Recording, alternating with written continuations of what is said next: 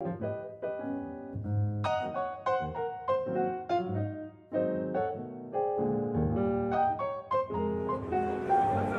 Mercedes, c'est le grand écart avec deux univers totalement différents.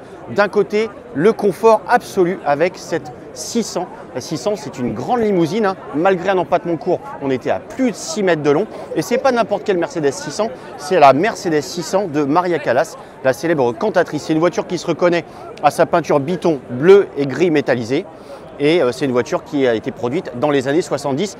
Vous allez voir à l'intérieur, c'est vraiment somptueux. Il y a du velours, des boiseries absolument partout.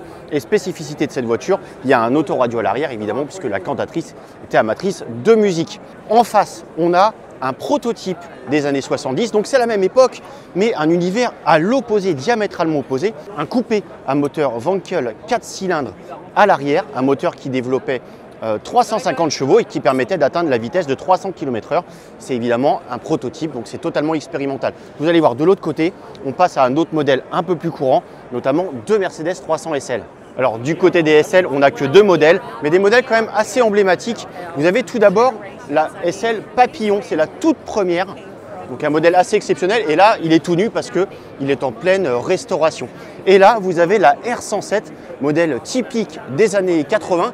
Et celle-ci a cela d'exceptionnel qu'elle est quasiment neuve. Elle a seulement 3700 km. C'est une 300 SL en boîte manuelle.